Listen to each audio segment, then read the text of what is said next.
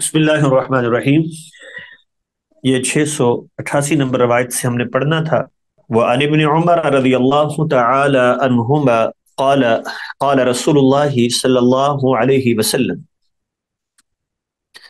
हज़रत अब्दुल्लाह इब्न उमर रज़ियल्लाहु तआला अन्हु हदीस के रवी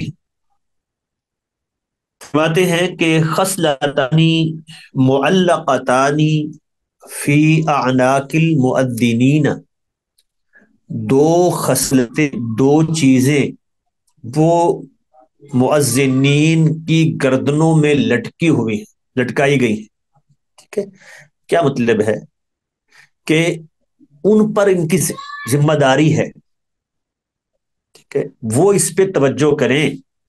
लोग उन पर एतमाद करते हैं, इसका बोझ उन पर है अगर उसमें गलती करेंगे तो।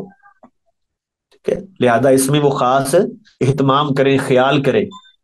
सियामुहुम व सलातुहुम, उनका रोजा और उनकी नमाज। अब देखें ना, आज हम कितनी तरक्की कर चुके हैं। ये घड़ियां सब कुछ मौजूद है, लेकिन फिर भी देखें, रोजा अफ्तारी के लिए क्या करते हैं? अजान का इंतजार करते हैं।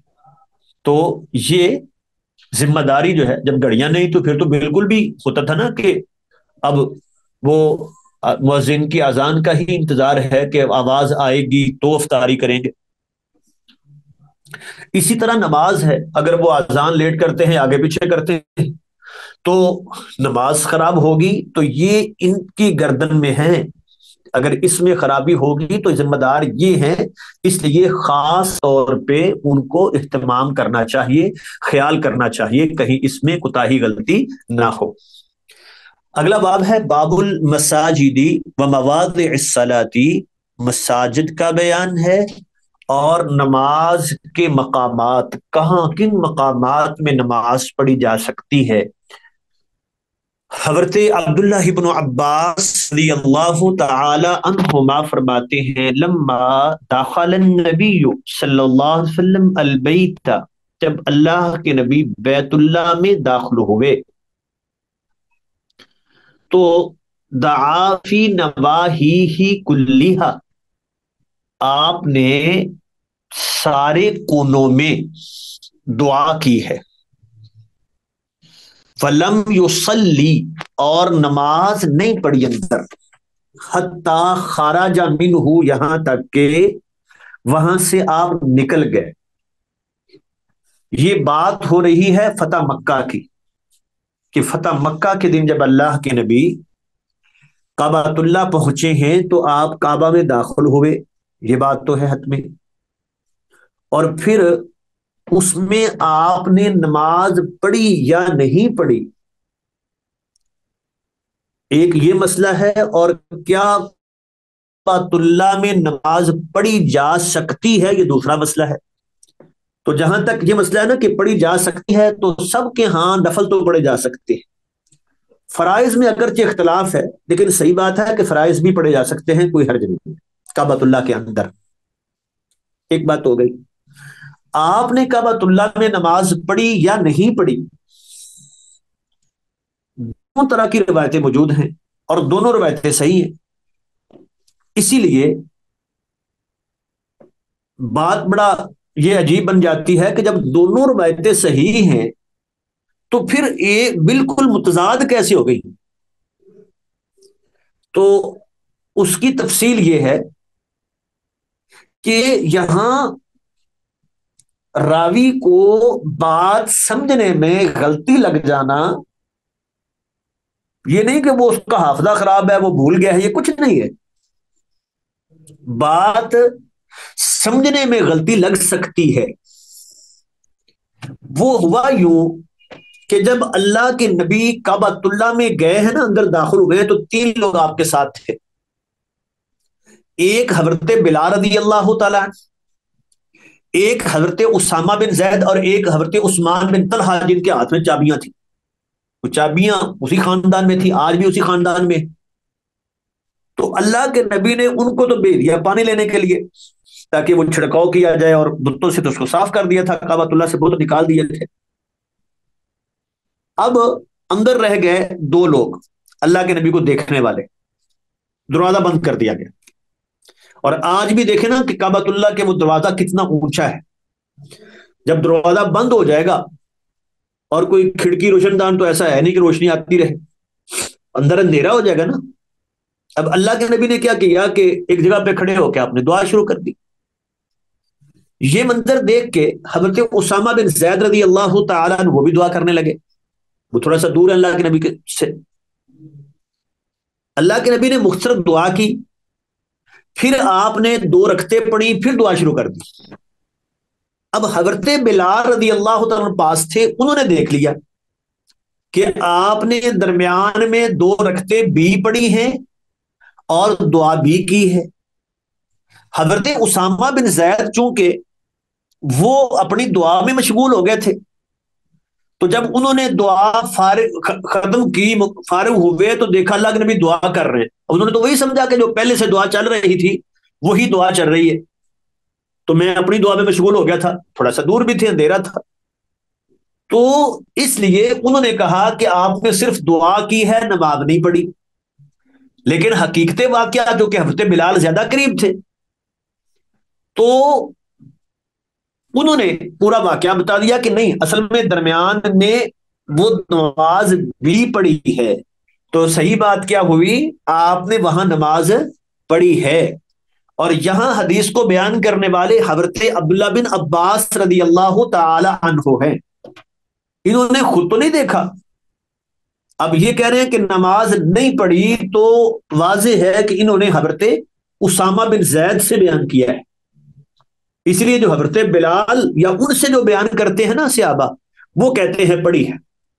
تو یہاں ہم نے وضاحت کر دی کہ حضرت اسامہ بن زید، یہ نہیں کہ ان کا کوئی حافظے کا مسئلہ ہے نعوذ باللہ، یا ان پر کوئی تان ہے، نہیں، انسان بعض اوقات ایک بات دیکھتا ہے تو اوجر رہ جاتی ہے، جو اس نے دیکھا بیان کر دیا، اس میں کوئی غلطی نہیں ہے ان کی، لیکن دوسرے بندے نے مزید ذرا گہری نظر سے دیکھا تو وہ کچھ ایسی چیزیں بھی دیکھ چکا جو پہلا بندہ جو ہے وہ اس پہ توجہ نہیں دے سکا، تو پہلے کی کوئی غلطی نہیں ہے، ٹھیک ہے؟ ہاں، دوسرے نے بریک بینی سے مشاہدہ کیا، اس نے کچھ اور چیزیں بھی جو ہے وہ گہری نظر سے دیکھ لی۔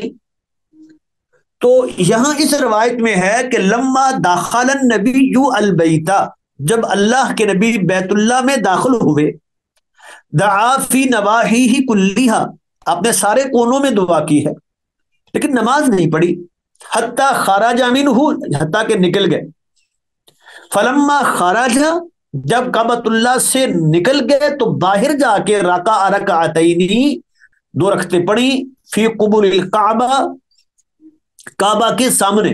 تو ظاہر بات ہے کعبۃ اللہ میں جب اندر پڑھیں گے تو کعبہ سامنے ہی ہوگا نا، جس طرف سے بھی پڑھیں گے۔ اور فرمایا حاضہ القبلہ، یہ قبلہ ہے، یہ کعبۃ اللہ یہ قبلہ ہے، یہ نہیں کہ جس طرف آپ نے پڑھی ہے وہ قبلہ، نہیں، سارا کا سارا چاروں طرف ہی وہ قبلہ ہے۔ اسی لیے جب وہاں کعبۃ اللہ میں جماعت ہوتی ہے تو لوگ اس کے گرد ہی کھڑے ہوتے ہیں نا۔ رواه بخاری، اس روایت کو امام بخاری نے بیان کیا ہے۔ اور وروا مسلم عنہ، جبکہ صحیح مسلم نے اس میں حضرت عبداللہ بن عباس سے بھی ایک روایت ہے اور اسامہ بن زید سے بھی روایت ہے۔ تو ہم نے بیان کر دیا نا کہ حضرت عبداللہ بن عباس نے حضرت اسامہ بن زید سے بیان کیا ہے، خود تو یہ اندر تھے ہی نہیں۔ اور اگلی روایت اب وہ حضرت عبداللہ بن عمر بیان کر رہے ہیں تو وہ حضرت بلال سے بیان کر رہے ہیں کیونکہ اندر دوسرے وہ تھے۔ تو عبداللہ بن عمر رضی اللہ تعالی عنہما فرماتے ہیں ان رسول اللہ صلی اللہ علیہ وسلم داخل الکعبۃ ہوا واسامہ بن زید وعثمان بن طلحہ الحجبی۔ اب دیکھیں یہ نام آ گیا، 3 نام، کہ اللہ کے نبی کعبۃ اللہ میں داخل ہوئے، ہوا آپ تھے، اسامہ بن زید، ساتھ اسامہ بن زید بھی تھے، عثمان بن طلحہ الحجبی یہ تھے، اور بلال رباح رضی اللہ تعالی عنہ، یہ 3 ہو گئے نا بندے۔ فاغلق علیہ، تو آپ نے ان پر دروازہ بند کر دیا۔ اب اندر یہ لوگ رہ گئے، اندر اندھیرا ہو گیا، دروازہ بند ہو گیا۔ ومکث فیہا، کچھ دیر آپ اندر ٹھہرے رہے۔ حضرت عبداللہ بن عمر کہتے ہیں فسألت بلالا حین خرج، جب آپ باہر نکلے تب میں نے حضرت بلال سے پوچھا ماذا صنع رسول اللہ کے نبی نے کیا کیا، اندر آپ نے کیا کیا ہے؟ اب صحابی ہے نا تو شوق ہے اللہ کے نبی کے ہر عمل کو نوٹ کریں، اندر آپ نے کیا کیا ہے پتہ چل جائے تاکہ اس کو سنت بنا لیا جائے، وہ کام کیا جائے۔ تو کہنے لگے جعل عمودا عن یسارہ وعمودین عن یمینہ وثلاثۃ اعمدہ وراءہ، آپ نے اپنے بائیں جانب ایک ستون رکھا اور دائیں جانب دو ستون تھے آپ کے، اور تین ستون آپ کے پیچھے تھے۔ تو اس سے کیا معلوم ہوا کہ کعبۃ اللہ کے 6 ستون تھے، 6 ستون تھے۔ تو آپ گویا کہ جو پہلے ستون ہیں ان کے درمیان کھڑے ہوئے ہیں، اس طرح کہ آپ کے بائیں جانب ایک ستون ہے اور دائیں جانب 2 ستون ہے، یعنی بالکل درمیان میں کھڑے نہیں ہوئے، تھوڑا سا جو ہے ایک طرف کھڑے ہوئے، اور 3 ستون پیچھے تھے، یہ دوسری لائن میں۔ تو وَقَانَ الْبَيْتُ يَوْمَئِذٍ عَلَى 6 أَعْمِدَةٍ، ان دنوں کعبۃ اللہ 6 ستونوں پر قائم تھا، 6 ستون تھے اس۔ ثم صلی، وہاں اس جگہ پہ کھڑے ہو کے اللہ کے نبی نے نماز پڑھی ہے۔ اب یہاں اندازہ ہو رہا ہے نا کہ انہوں نے کتنی باریک بینی سے مشاہدہ کیا ہے، جس سے پتہ چلتا ہے کہ یہ قریب تھے بالکل۔ اور حضرت اسامہ بن زید اس لیے ان کو پتہ نہیں چلا کہ وہ تھوڑا سا دور تھے اور اندھیرا بھی تھا، اور وہ اپنی دعا میں مشغول ہو گئے تھے، جبکہ یہ دیکھ رہے تھے اللہ کے نبی کو۔ تو اس لیے انہوں نے یہ بات بیان کر دی کہ اللہ کے نبی نے اس جگہ پہ کھڑے ہو کے یہ 2 رکعتیں پڑھی۔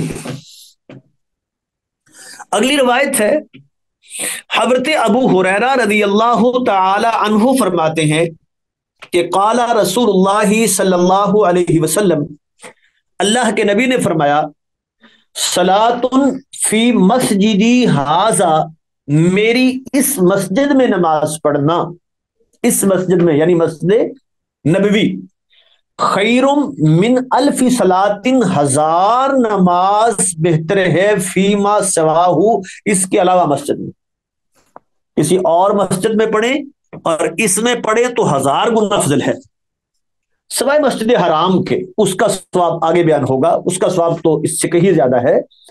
تو مسجد حرام کے علاوہ عام مسجدوں میں نماز پڑھیں گے تو مسجد نبی میں پڑھنا اس سے 1000 گنا افضل ہے۔ اگلی روایت ہے، حضرت ابو سعید الخدری رضی اللہ تعالی عنہ فرماتے ہیں کہ رسول اللہ صلی اللہ علیہ وسلم نے فرمایا لا تشد الرحال، نہ سفر کیا جائے مگر 3 مسجدوں کی طرف، یعنی زیارت کی نیت سے، جس کی زیارت بھی جو ہے وہ عبادت ہے، نیکی ہے، وہ 3 مسجدیں ہیں۔ یہ باقی اسپیشل زیارت کی نیت سے، یہ جو فلاں دربار پہ جو ہے وہ زیارت کرنے گئے ہوئے ہیں، فلاں پیر صاحب کی قبر پہ گئے ہوئے ہیں، یہ درست نہیں، ٹھیک ہے۔ زیارت باعث اجر صرف 3 مسجدوں کی طرف جانا چاہیے۔ تو ایک مسجد حرام ہے، اور ایک مسجد اقصی ہے، اور ایک میری یہ مسجد ہے جہاں زیارت کرنا، اس کی طرف جانا، یہ بھی عبادت نیکی ہے، اور وہاں کی نماز وہاں پڑھنا تو وہ افضل ہے ہی دوسروں سے۔ تو باقی ساری مسجدیں برابر ہیں، یہ نہیں ہوگا کہ فلاں مسجد میں پڑھیں گے تو زیادہ ثواب ہوگا۔ ہاں وہ خارجی اگر چیزیں ہیں، وہاں لوگ زیادہ ہیں، جتنے لوگ زیادہ ہوں گے اجر زیادہ ہوگا، یہ ایک الگ بات ہے۔ اسی طرح انسان جو ہے وہ، میں نے فلاں مسجد میں جمعہ پڑھنا، جا کے وہاں خطیب اچھا ہے، موضوع اچھا بیان کرتا ہے، تو اچھی بات ہے، یہ کوئی حرج نہیں ہے۔ لیکن کوئی خاص یہ نہیں کہ اس مسجد میں جانے کا زیادہ اجر ہے، کہ محلے میں جو مسجد ہے اس 5 نمازوں کا ثواب ہے، اور اگر فلاں مسجد میں جاؤں گا تو 10 کا ملے گا، یہ نہیں ہے، وہ سب برابر ہے۔ تو نہ سفر کیا جائے مگر 3 مسجدوں کی طرف، ٹھیک ہے، زیارت کی نیت سے، عبادت خاص جس کی طرف جانا بھی عبادت ہے، وہ مسجد حرام، مسجد اقصی اور میری یہ مسجد۔ اگلی روایت ہے، حضرت ابو ہریرہ رضی اللہ تعالی عنہ فرماتے ہیں کہ اللہ کے نبی نے فرمایا ما بین بیتی و ممبری، میرے گھر اور ممبر کے درمیان جو یہ جگہ ہے نا، روضۃ من ریاض الجنہ، یہ جنت کے باغوں میں سے ایک باغ ہے، ریاض الجنہ ہی کہتے ہیں نا اس کو. تو یہ جگہ اللہ جس کو توفیق دے دے اس جگہ پہ بیٹھ کے عبادت کرنا، خاص اس کا اہتمام کرنا، تو ٹھیک ہے، کیونکہ یہ افضل ترین جگہ ہے. وہ ممبری علی حوضی، اور میرا ممبر میرے حوض پر ہوگا. تو کیا مطلب ہوا؟ ایک تو یہ جنت کے باغوں میں سے ایک باغ ہے، یعنی جو خلوص نیت سے اس جگہ پر عبادت کرے گا، اخلاص کے ساتھ کرے، سنت کے مطابق ہو، تو وہ حوض کوثر سے وہ جنت کے باغوں میں پہنچے گا. ٹھیک ہے، اور حوض کوثر سے میرے ہاتھ سے پانی پیے گا. اور دوسری بات یہ ہے، ممبری علی حوضی، میرا ممبر جو ہے وہ حوض پر ہوگا، جہاں رسول اللہ صلی اللہ علیہ وسلم تشریف فرما ہوں گے اور اپنی امت کو پہچان کے ان کو وہ حوض کوثر سے پانی پلائیں گے.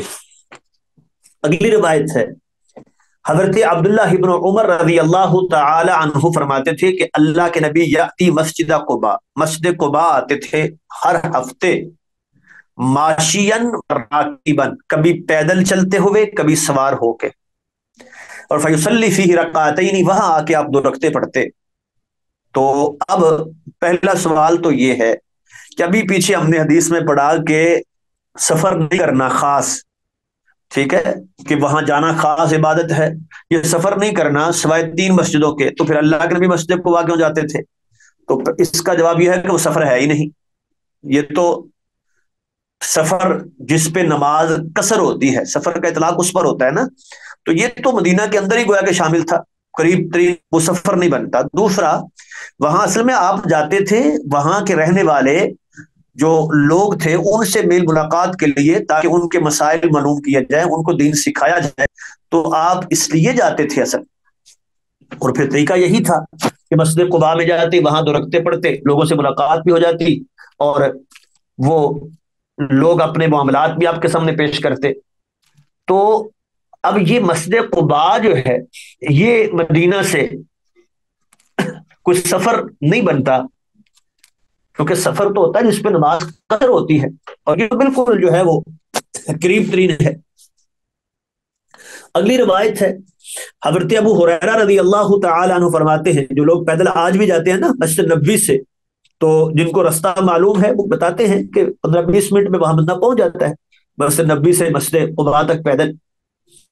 حضرت ابو ہریرہ رضی اللہ تعالی عنہ فرماتے ہیں کہ قال رسول اللہ صلی اللہ علیہ وسلم، اللہ کے نبی نے فرمایا، احب البلاد الی اللہ مساجدها، اللہ کو محبوب ترین آبادی جو ہے یا جگہوں میں سے سب سے محبوب ترین جگہ جو ہے وہ مساجدها، اس کی مسجدیں، یہ اللہ کے پسندیدہ مقام ہیں، اللہ کے گھر جن کی نسبت اللہ کی طرف کی گئی ہے. وَأَبْغَضُ الْبِلَادِ إِلَى اللَّهِ، اور جگہوں میں سے سب سے ناپسندیدہ جگہ جو ہے وہ اللہ کے ہاں اسواقها، بازار ہے، جہاں شور و غل ہوتا ہے، دنیا ہی دنیا ہوتی ہے، جھوٹ فریب مکاری ہر کچھ ہو رہا ہوتا ہے، اللہ کی نافرمانی زیادہ ہوتی ہے اس میں، اور مسجد میں اللہ کا ذکر ہوتا ہے، اللہ کی عبادت ہوتی ہے. تو اس لیے وہ جگہ اللہ کو پسند ہے، اور جو بازار ہیں وہ اللہ کو ناپسند ہیں اس کے مقابلے میں. اگلی روایت ہے، حضرت عثمان رضی اللہ تعالی عنہ فرماتے ہیں کہ رسول اللہ صلی اللہ علیہ وسلم نے فرمایا، من بنا للہ مسجدہ، جس نے اللہ کے لیے مسجد بنائی، یعنی اللہ کی رضا کے لیے، اس میں ریاکاری نہ ہو، دکھلاوا نہ ہو، ٹھیک ہے، بن اللہ لہ بیتن فی الجنہ، اللہ اس کا گھر جنت میں بنائیں گے. اور ایک روایت میں ہے کمفحص قطات، ایک چڑیا کے گھونسلے جتنی، یعنی چھوٹی سی مسجد، اللہ اس کو توفیق دیتا ہے، اتنی بنا دیتا ہے، اللہ اس کا گھر جنت میں بنائیں گے. لیکن شرط یہ ہے للہ، اللہ کے لیے ہو، اپنی جو ہے وہ نام چلانے کے لیے نہیں. جیسے ہمارے یہاں چلتا ہے نا یہ کہ باہر کلا بڑا سا بورڈ لگایا جاتا ہے، فلاں شخص نے جو ہے مسجد تعمیر کی ہے، کیا اس لیے کی ہے کہ لوگوں کو پتہ چلے؟ اللہ کے لیے کیا ہے تو پھر کسی کو بتانے کی ضرورت کیا ہے؟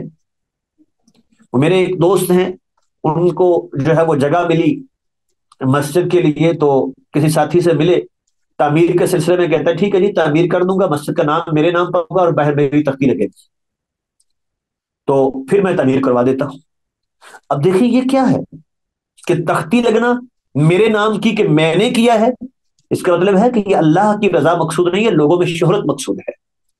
اور وہ حدیث میں کیا آتا ہے کہ جو شخص سب سے پہلے جن کا حساب ہوگا نا، اللہ جن کو جہنم میں پھینکیں گے، ان میں ایک سخی بھی ہوگا جو کہے گا اللہ میں نے بڑا کچھ خرچ کیا تھا، تو جواب ملے گا تو اس لیے کرتا رہا کہ لوگ تیری تعریف کریں، لوگ کہیں بڑا سخی کہہ دیا لوگوں نے، اب میرے پاس کیا ہے۔ تو عمل جو ہے اس کی قبولیت کے لیے شرط ہے کہ وہ خالص اللہ کے لیے ہو۔ وما امروا الا ليعبدوا الله مخلصین له الدین، خالص کرتے ہوئے اس کے لیے دین کو، اخلاص کے ساتھ عمل، یہ بنیادی شرط ہے، اگر یہ نہیں تو عمل قبول نہیں ہوتا جتنا بڑا کیوں نہ۔ اگلی روایت ہے ابو ہریرہ رضی اللہ تعالی عنہ فرماتے ہیں قال رسول اللہ صلی اللہ علیہ وسلم، اللہ کے نبی نے فرمایا من غدا الی المسجد او راحا، جو دن کے پہلے حصے میں یا آخری حصے میں مسجد کی طرف گیا، اعد اللہ له نزلہ من الجنہ، اللہ جنت میں اس کی مہمانی تیار کرتے ہیں۔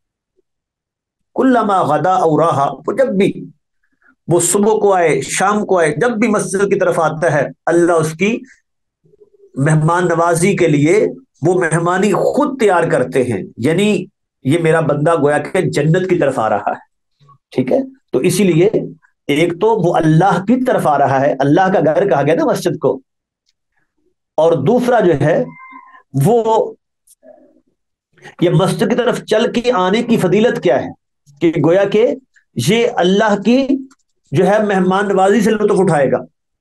حضرت ابو موسیٰ اشعری رضی اللہ تعالی عنہ فرماتے ہیں کہ رسول اللہ صلی اللہ علیہ وسلم نے فرمایا اعظم الناس اجرا فی الصلاۃ، نماز میں زیادہ اجر والا، ابعدہم فابعدہم ممشا، وہ ہے جو زیادہ دور سے پیدل چل کے آتا ہے، ٹھیک ہے، جو زیادہ دور سے چل کے آتا ہے، تو وہ جتنے قدم اٹھا کے آیا ہے نا، ہر قدم کے بدلے اس کو نیکی ملتی ہے، تو اس کا اجر زیادہ ہو گیا۔ ایک تو یہ ہے والذی ینتظر الصلاۃ، اور وہ شخص جو بیٹھ کے نماز کا انتظار کرتا رہتا ہے، حتی یصلیھا مع الامام، یہاں تک کہ وہ امام کے ساتھ پڑھتا ہے، تو یعنی جلدی سے اکیلا پڑھ کے بھاگ نہیں جاتا بلکہ انتظار کرتا رہتا ہے امام آئے گا جماعت کے ساتھ پڑھوں گا، جماعت کا اہتمام کرتا ہے۔ تو اعظم اجرا، یہ اس سے بڑے اجر والا ہے، من الذی یصلی، جس نے پڑھی ثم ینام، پھر سو گیا، مطلب ہے عشاء کی نماز، کیونکہ اللہ کے نبی کا معمول یہ تھا کہ کبھی آپ کچھ لیٹ کر دیتے جب لوگ تھوڑے سے سست ہو جاتے، کبھی ذرا بر وقت پڑھا دیتے، تو چونکہ اس کو ثلث اللیل، رات کے ایک تہائی حصے تک لیٹ کرنا ویسے ہی افضل ہے، تو اب ایک بندہ یہ ہے کہ وہ انتظار نہ کرے پڑھ کے چلا جائے، اور ایک وہ ہے جو بیٹھا رہے، اس کو آدھا گھنٹہ پون گھنٹہ بیٹھنا پڑتا ہے، تو یہ جو انتظار کر رہا ہے یہ زیادہ اجر والا ہے۔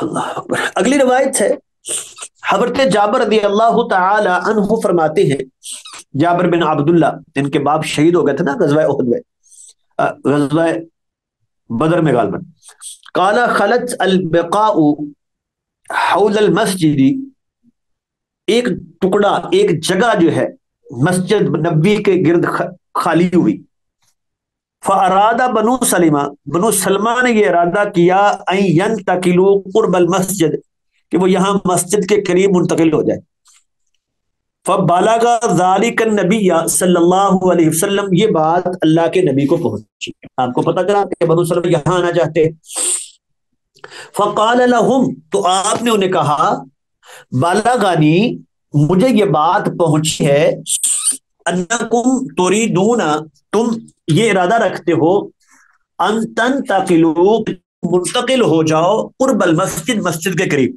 مجھے پتا چلا ہے تم مسجد کے قریب آنا چاہتے ہو، فقالوا نعم یا رسول اللہ، انہوں نے کہا جی اللہ کے نبی، ہمارا ارادہ ایسے ہی ہے، قد اردنا ذالک، ہم نے یہی ارادہ کیا ہے۔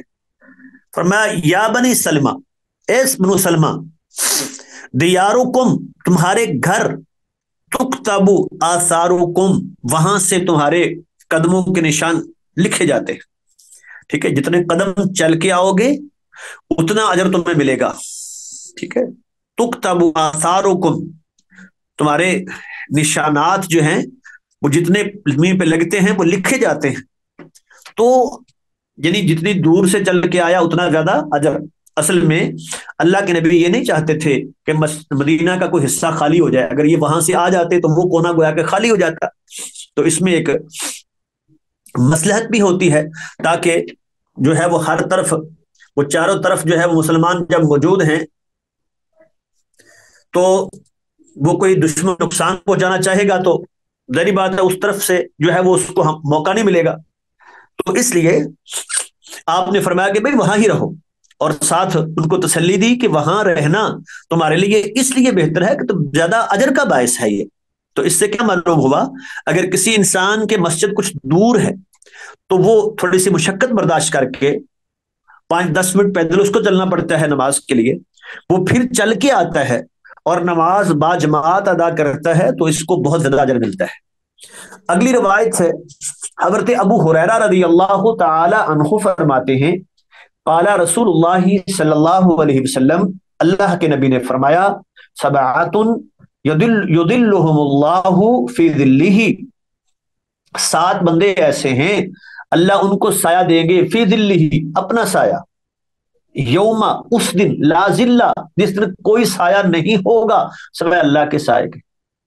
وہ بعض شارحین نے اس پہ اللہ کے عرش کا سایہ کہا ہے، بہرحال حدیث میں کیا ہے، اللہ اپنا سایہ دیں گے، وہ اللہ کے عرش کا سایہ ہو تو بھی اللہ کی طرف سے اللہ کا سایہ ہے وہ، یعنی اور کوئی سایہ نہیں، جس کو اللہ سایہ دیں گے، جس کو وہاں جگہ دیں گے جہاں اللہ کے عرش کا سایہ ہے۔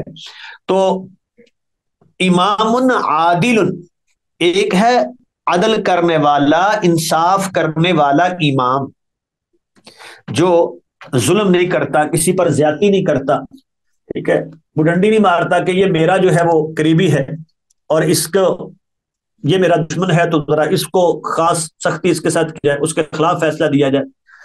تو امام عادل وشاب، ایک وہ جوان، نشأ فی عبادت اللہ، جو اللہ کی عبادت میں اپنی جوانی کو صرف کر دے، ورجل، یعنی جوانی میں جو ہے وہ اللہ کی عبادت کرتا ہے، جب انسان میں قوت ہوتی ہے، طاقت ہوتی ہے، اور انسان جو ہے وہ سمجھتا ہے کہ میرے اندر اتنی قوت و طاقت ہے کہ ہر چیز کو میں حاصل کر سکتا ہوں، تو اس وقت وہ دنیا کی فکر کی بجائے اپنے اس قوت طاقت کو، اس جوانی کو اللہ کی عبادت میں لگا دیتا ہے۔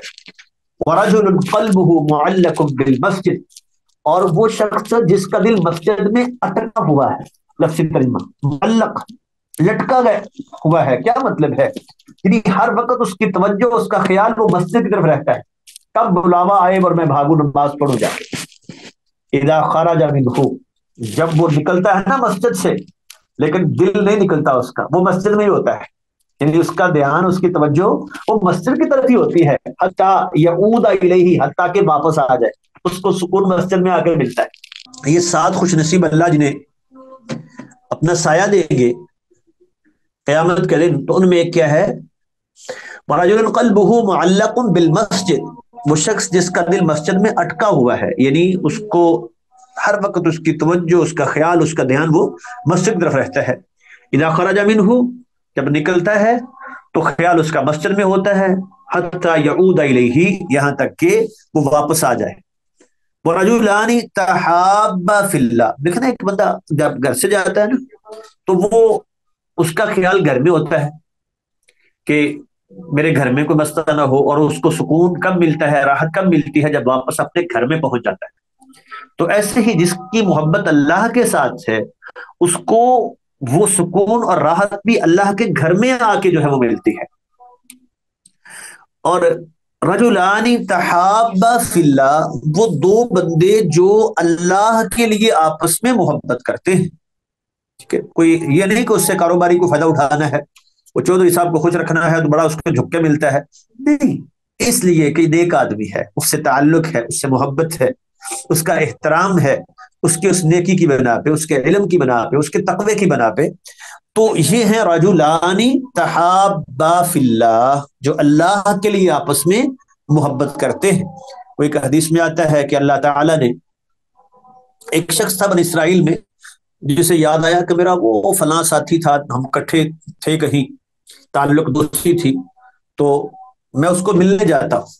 تو ملنے کے لیے نکلا تو اللہ تعالیٰ نے جو ہے وہ ایک فرشتے کو انسانی شکل میں بھیجا، پوچھو اس سے کہاں جا رہا ہے؟ تو اس نے کہا فلاں دوست سے ملنے جا رہا ہوں. کیوں کیوں ملنے جا رہے ہو؟ کچھ سے کام ہے، کچھ اس سے کچھ لینا ہے اس سے؟ نہیں، کچھ بھی نہیں، بس اس کو اللہ کے لیے اس سے محبت ہے، اس لیے جا رہا ہوں ملنے کے لیے. تو اس فرشتے نے بتایا کہ اللہ نے مجھے بھیجا ہے، اللہ نے تجھے معاف کر دیا ہے، اللہ تجھ سے محبت کرتے ہیں، تو نے اللہ کے لیے محبت کی. تو یہ بہت بڑا عمل ہے. رجلان تحابا فی اللہ اجتمعا علیہ فتفرقا علیہ، وہ اکٹھے بھی اسی پر ہوتے ہیں، الگ بھی اسی پر ہوتے ہیں. ورجل ذکر اللہ خالیہ، اور ایک وہ بندہ ہے جو خلوت میں اکیلے میں بیٹھا ہے، اللہ کو یاد کرتا ہے، یعنی کسی کو دکھلانے کے لیے نہیں کہ بڑا لوگوں کے سامنے تو روتا ہے کہ بڑا اس کے دل میں اللہ کا خوف ہے، اور اندر سے بھیڑیے سے بھی بدتر ہے اس کا دل. نہیں، جو خلوت میں بیٹھا ہے، خالی اکیلے بیٹھا ہے، اور اللہ کا ذکر کرتا ہے، اللہ کو یاد کرتا ہے، ففازت عیناہ، اس کی آنکھوں سے آنسو بہ نکلتے ہیں کہ اللہ کے ڈر کی وجہ سے اکیلے میں روتا ہے، تو اللہ اس کو اپنے عرش کا سایہ نصیب فرما دیں گے. وَرَجُلٌ دَعَتْهُ امْرَأَةٌ ذَاتُ حَسَبٍ وَجَمَالٍ، اور ایک وہ شخص جس کو کسی حسب و نسب والی، خوبصورت اور اچھے اونچے خاندان والی عورت نے گناہ کی دعوت دی. ٹھیک ہے، یعنی یہی انسان جاتا ہے نا، تو وہ حسب و نسب کے لحاظ سے بھی اعلیٰ ہے اور خوبصورتی کے اعتبار سے بھی اعلیٰ ہے، پھر وہ اس کو گناہ کی دعوت دیتی ہے. فقال انی اخاف اللہ، یہ کہتا ہے میں اللہ سے ڈرتا ہوں، اللہ کے ڈر کی وجہ سے گناہ کے سارے اسباب میسر ہیں، کوئی روکنے والا نہیں، بلکہ خود دعوت موجود ہے، لیکن یہ اللہ کے ڈر کی وجہ سے اس گناہ کو چھوڑ دیتا ہے، تو اللہ اسے اپنے عرش کا سایہ نصیب فرمائیں گے. ورجل تصدق بصدقہ، اور ایک وہ شخص جس نے صدقہ کیا، فاخفاها، چھپایا اس کو، لوگوں میں اعلان نہیں کرتا، چھپا کے اللہ کے لیے کیا ہے، کسی کو پتہ نہ چلے. حتی لا تعلم شماله ما تنفق یمینه، یہاں تک کہ وہ دائیں سے خرچ کرتا ہے تو بائیں کو بھی پتہ نہیں چلتا. لا تعلم، نہیں جانتا اس کا شمال، بایاں ہاتھ، کہ اس کے دائیں نے کیا خرچ کیا ہے، یعنی بالکل چھپا کے کرتا ہے. تو اللہ کو یہ بندہ بھی بڑا ہی پسند ہے، اللہ اسے بھی وہ سائے سے، اپنے عرش کے سائے سے جو ہے وہ اس کو بھی نوازیں گے. اگلی روایت ہے، وَعَنْهُ قَالَ قَالَ رسول اللہ صلی اللہ علیہ وسلم، اللہ کے نبی نے فرمایا، صلاۃ الرجل فی الجماعۃ، آدمی کا جماعت کے ساتھ نماز پڑھنا، اس کو بڑھایا جاتا ہے علی صلاتہ فی بیتہ، اس کی گھر کی نماز سے، وہ اس کا اجر جو ہے وہ زیادہ ہوتا ہے. کتنا؟ وفی سوق، یا بازار میں پڑھتا ہے، دکان میں ہی پڑھ لو، مسجد میں جانا نہ پڑے. جو گھر میں یا بازار میں نماز پڑھتا ہے اپنی دکان پہ، تو اس سے جو جماعت کے ساتھ نماز پڑھتا ہے وہ 25 ضعفا، 25 درجے زیادہ اجر رکھتی ہے. وہ اس لیے کہ انہو اذا توضأ، اس نے وضو کیا، باقاعدہ اہتمام کیا، اذان سنی، اٹھا، فاحسن الوضوء، اچھا وضو کیا، ثم خرج الى المسجد، پھر مسجد کی طرف نکلا. اب دیکھیں نا، اس کی پورا اہتمام کر رہا ہے، کاروبار کو چھوڑ رہا ہے اللہ کے لیے. لا یخرجہ الا الصلاۃ، الا الصلاۃ، اس کو کسی چیز نے نکالا، یعنی وہ کچھ کسی سے پیسے لینے کے لیے نہیں جا رہا، اپنے کاروبار کے لیے، تجارت کے لیے نہیں جا رہا، گھر کو چھوڑا ہے یا دکان کو بند کیا ہے تو کس لیے؟ اللہ کے لیے. تو اللہ کو اتنا پسند آتا ہے، لم یخط خطوہ، کہ کوئی قدم نہیں اٹھاتا، الا رفعت له بها درجہ، مگر اس قدم کے بدلے اس کا درجہ بلند کر دیا جاتا ہے. وحط عنه بها خطیئہ، اور اس ایک قدم کے بدلے اس کا گناہ مٹا دیا جاتا ہے. فاذا صلى، جب نماز پڑھتا ہے، لم تزل الملائکۃ تصلی علیہ، تو فرشتے مسلسل، لم تزل مسلسل، مسلسل فرشتے اس کے لیے دعا کرتے رہتے ہیں. تسلی کا معنی جب فرشتوں کی طرف بات آئے گی تو وہ دعا کرتے ہیں، وہ دعا کرتے رہتے ہیں. کیا؟ مادام فی مصلاہ، جب تک یہ اپنے اس نماز کی جگہ پہ رہتا ہے نا، تو فرشتے اس کے لیے دعا کرتے رہتے ہیں. کیا؟ اللہم صلی علیہ، اللہ اس پہ رحمت بھیج دے، اللہم ارحمہ، اللہ اس پہ رحم کر دے. ولا یزال احدکم فی صلاۃ من انتظر الصلاۃ، اور پھر یہ بھی سمجھو کہ تم میں سے کوئی ایک مسلسل نماز میں ہی رہتا ہے. لا یزال ہمیشہ رہتا ہے، مسلسل رہتا ہے. تم میں سے کوئی ایک نماز میں ہی، من انتظر الصلاۃ، جب تک وہ نماز کا انتظار کرتا رہتا ہے. تو یہ اذان سنتے ہی چلا جاتا ہے، جا کے سنتے پڑھتا ہے، بیٹھ جاتا ہے، 10 منٹ اس کو مل گئے، اللہ کا ذکر کر رہا ہے، یہ نماز میں شمار ہو رہا ہے. نماز ختم ہوئی پھر بیٹھا ہوا ہے، تو اگلی نماز کا انتظار کرتا ہے، تو یہ سارا نماز میں ہی شمار ہوگا. اور ایک روایت میں ہے اذا دخل المسجد، جب یہ مسجد میں داخل ہوتا ہے تو کانت الصلاۃ تحبسہ، نماز اس کو روک کے رکھتی ہے، یعنی نماز پڑھنی ہے پھر جانا ہے. زیادہ فی دعاء الملائکہ، اور اس حدیث میں فرشتوں کی دعا میں اور الفاظ کا بھی اضافہ ہے. اوپر تو ہے نا کہ اتنا کہتے ہیں اللہ اس پہ رحمت بھیج، اللہ اس کو معاف، اس پہ رحم کر، اور اس روایت میں ساتھ اضافہ ہے کہ اللہم اغفر لہ، فرشتے کہتے ہیں اللہ اس کو معاف کر دے، اللہم تب علیہ، اللہ اس کی توبہ قبول کر لے. یہ دعا کرتے رہتے ہیں، کرتے رہتے ہیں، ما لم یؤذی فیہ، جب تک یہ کسی کو اذیت نہ دے. ہاں اگر وہاں یہ گردنیں پھلانگتا ہوا جاتا ہے، دوسروں کو اذیت دیتا ہے، تکلیف دیتا ہے، تو پھر یہ اس اجر سے محروم ہو جاتا ہے.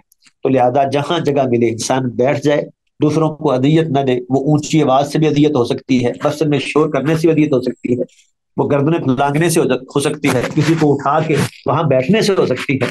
تو ما لم یؤذی فیہ، جب تک کسی کو اذیت نہ دے، اور ما لم یحدث فیہ، جب تک بے وضو نہ ہو.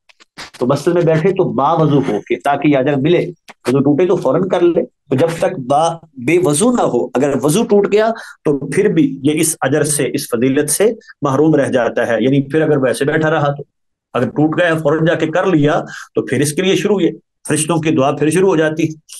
حضرت ابو اسید رضی اللہ تعالی عنہ فرماتے ہیں کہ رسول اللہ صلی اللہ علیہ وسلم نے فرمایا اذا دخل احدکم المسجد، جب تم میں سے کوئی مسجد میں داخل ہو، فلیقل، اسے کہنا چاہیے اللہم افتح لی ابواب رحمتک، کہ اللہ میرے لیے اپنی رحمت کے دروازے کھول دے. فاذا خرج، اور جب نکلے مسجد سے تو یہ کہنا چاہیے اللہم انی اسألوک من فضلک. پہلی دعا ہے اللہم افتح لی، کہ اللہ میرے لیے اپنی رحمت کے دروازے کھول دے. اور اس وقت کہتا ہے اللہم انی اسألوک من فضلک، اے اللہ میں تجھ سے تیرا فضل مانگتا ہوں. تو اس میں اور الفاظ بھی شامل ہیں، تو اتنے الفاظ بھی اس حدیث میں آئے ہیں. اب اس مسلم میں دیکھیں تو اور الفاظ بھی ہیں. تو بہرحال مسجد میں داخل ہونے کے لیے اور نکلنے کے لیے دعا.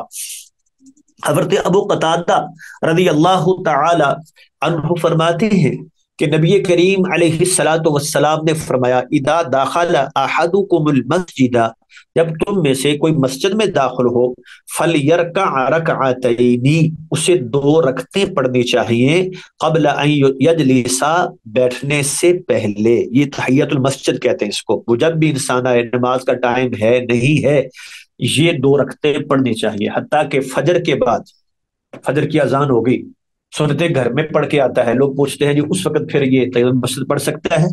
کیونکہ اس کے بعد کوئی اور نماز نہیں ہے، تو یہ پڑھ سکتا ہے، کیونکہ یہ خاص حکم حتی یصلی رکعتین، جب تک تم میں سے کوئی دو رکعتیں نہ پڑھ لے تب تک نہ بیٹھے، تو اسے جو ہے یہ دو رکعتیں پڑھ کے پھر بیٹھنا چاہیے۔ جی میرے پاس بھی نماز کا ٹائم ہو گیا ہے جی، تو بس یہاں تک رہنے دیتے ہیں۔ السلام علیکم ورحمۃ اللہ وبرکاتہ۔